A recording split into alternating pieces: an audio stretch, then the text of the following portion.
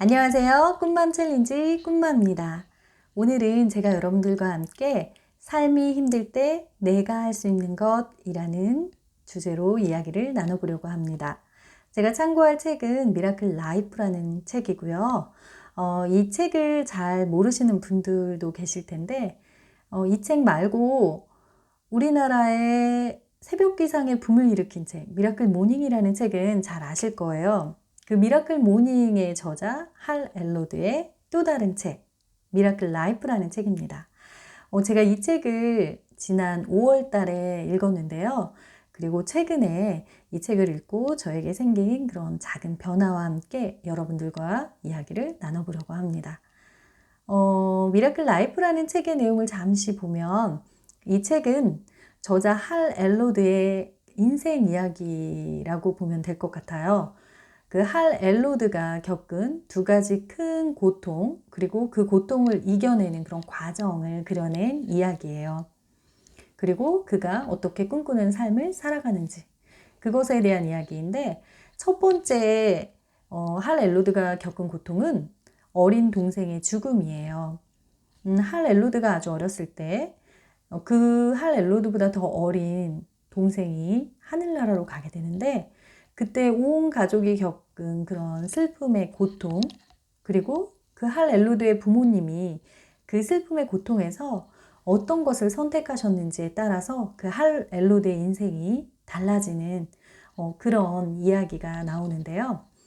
할 엘로드의 부모님은 자식을 잃은 그런 불쌍한, 아주 슬픔에 빠지고 좌절하고 고통스러워하는 인생을 사는 것을 선택하지 않고, 그 어린 자식의 죽음은 자기가 어떻게 통제할 수 있는 상황이 아니잖아요. 그렇기 때문에 더 슬프고 좌절하기 쉬운데, 그러한 삶을 선택하지 않고 어떻게 하면 내가 지금 겪는 이 고통을 다른 사람들의 행복을 위해서 도움을 줄 수 있을까? 어떻게 하면 내가 그런 삶을 살아갈 수 있을까? 이것에 대해서 고민하면서 그와 비슷한 그 상황에 놓인 다른 가족들을 위로하고 돕고 모금 행사를 통해서 금전적으로도 도움을 주는 그런 삶을 살아가는 부모님의 모습을 통해서 할 엘로드의 인생 역시 그런 긍정적이고 진취적으로 이렇게 변하게 되는 거예요. 그리고 두 번째 할 엘로드가 겪은 큰 고통은 바로 큰 교통사고로 인한 그 죽음의 문턱까지 갔던 일인데요. 뇌 손상과 온몸의 부서짐, 찢김, 그리고 걸을 수조차 없었던 상황, 이런 모든 상황들에 있어서 교통사고 역시 자기가 선택한 것이 아니잖아요. 상대 쪽에서 음주운전을 하는 트럭이 역주행을 하면서 달리고 있던 그 할 엘로드의 차와 충돌을 하게 되는 그런 상황이었던 거예요.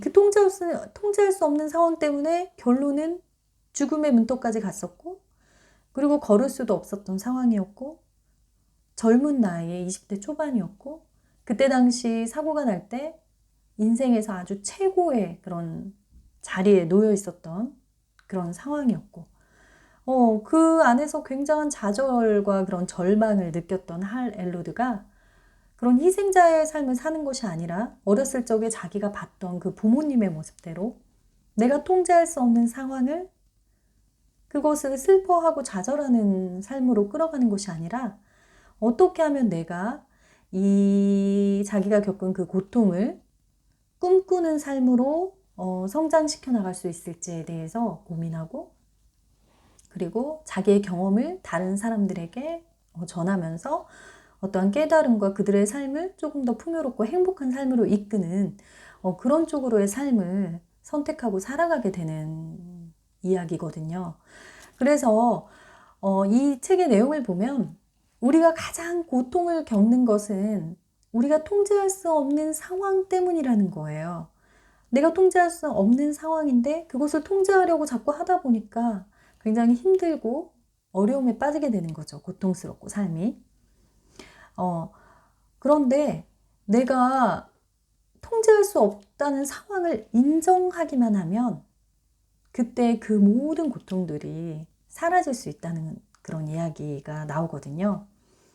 그래서 인정하는 것이 굉장히 중요하고, 내가 통제할 수 있는 상황이야? 오, yes. 그러면 그래, 이 상황은 내가 통제할 수 없는 상황이야. 어쩔 수 없어. 인정하면 마음이 편안해지는 거예요. 그러면서 그럼 어떻게 내가 살아가면 지금보다 더 행복하게 살아갈 수 있을까? 이것을 고민하게 되는 거죠.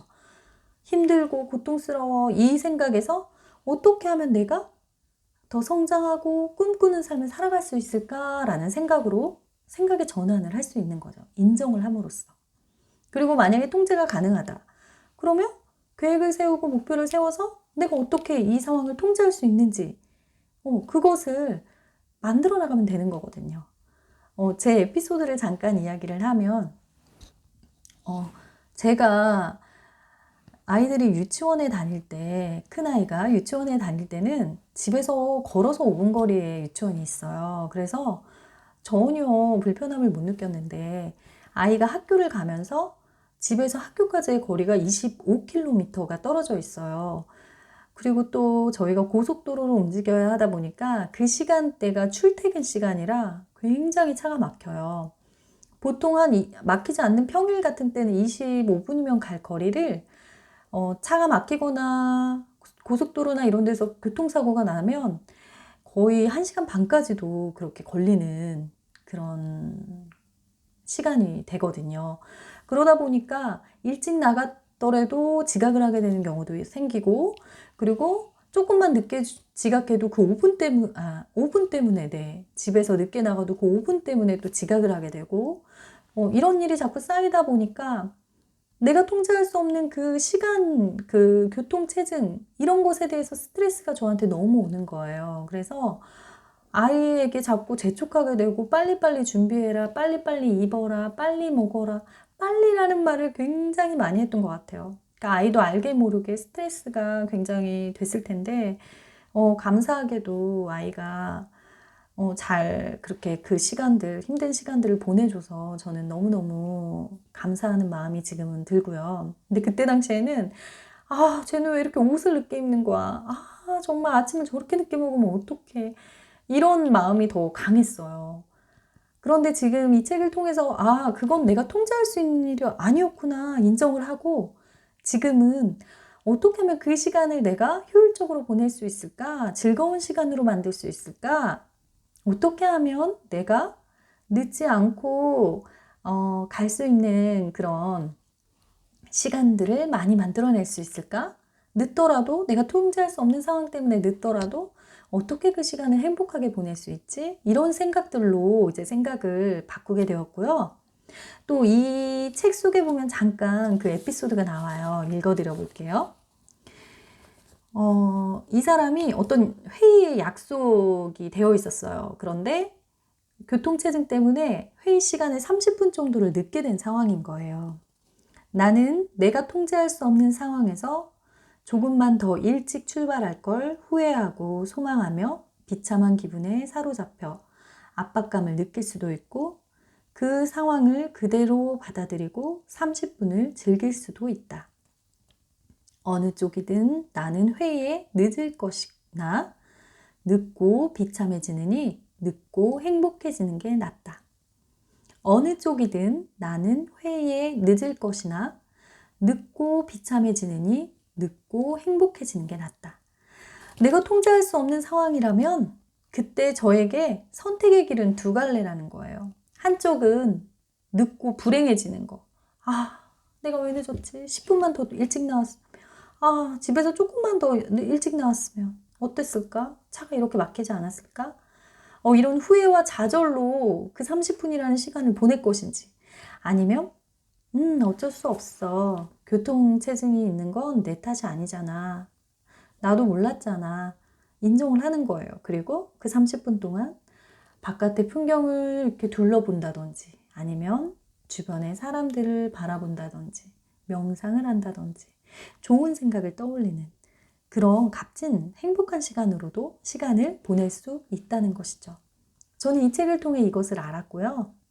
그래서 내가 통제할 수 없는 상황이라면 저 자신에게 질문을 해보고, 이 상황이, 네가 힘들어하는 이 상황이 네가 통제할 수 있었던 일이야? 만약에 yes라면 그 통제할 수 있는 방향을 설정해서 목표나 계획을 세워서 꾸준히 그 해결 방안으로 나아가면 되는 거고요. 그렇지 않고 내가 통제할 수 있는 상황이 아니야 라고 대답이 나온다면 그걸 그대로 인정하는 거예요. 그래, 이 상황은 내가 통제할 수 있는 상황이 아니야. 그러니 받아들이자. 그러면 마음이 굉장히 안정감을 느끼면서 긍정적인 생각으로 바뀌어서 그럼 이 시간을, 통제할 수 없는 이 시간을 내가 어떻게 보낼 수 있을까? 이것에 대해 생각을 하게 된다는 거죠. 그래서 여러분들께서도 어떤 힘든 상황, 그리고 후회되는 상황, 그런 상황이, 고통의 상황, 이런 상황, 포기하고 싶은 상황, 이런 상황들이 생기셨다면 그때 한번 스스로에게 질문을 던져보시는 게 좋을 것 같아요. 이 일이 내가 통제 가능한 일인지 아니면 통제할 수 없는 일인지.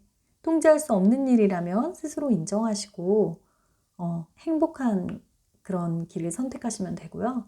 만약에 통제 가능한 일이라면 그 통제를 하기 위해서 내가 어떤 노력을 해야 되는지 생각해보는 그런 시간이 되셨으면 좋겠어요. 그리고 제가 아이들 육아하면서 아이들이 어렸을 때 굉장히 힘들었던 그런 시간들이 있었어요. 육아를 하다 보니 나는 살을 빼고 싶은데 헬스장에 가야 된다고 제가 생각을 했던 거예요. 운동을 하려면. 그런데 아이들 때문에 헬스장을 못 가. 그러니 얼마나 괴로웠겠어요. 살은 빼고 싶고 운동도 하고 싶은데 헬스장을 못 가. 그런데 제가 지금은 어느 때인지부터는 모르겠어요. 근데 내가 운동을 못해? 왜? 새벽같이 일어나서 집 앞에 나가서 거리를 걸으면 안 될까? 그것도 운동인데. 아이들이 자는 시간에 일찍 일어나서 나가서 운동을 하면 어떨까? 그리고 또 새벽에 일찍 일어나서 제가 또 한 가지가 책을 읽는 게 저의 소원이었어요. 책 읽을 시간이 없어. 육아를 해야 되니까. 이렇게 제가 생각을 했던 거예요. 괜히 제가 책을 읽거나 저를 위해서 시간을 보내면 죄책감이 밀려오는 거예요. 어머, 아이를 내버려 두고 내가 책을 읽어? 뭐 이런 생각. 그리고 책을 읽으니까 아이에게 좀 더 소홀해지는 거 아니야? 이런 생각 때문에 책도 제대로 못 읽었었어요. 그런데 제가 생각을 했어요. 그러면 나 혼자만의 시간을 내가 만들어야 되면 새벽에 일어나서 책 읽으면 되잖아.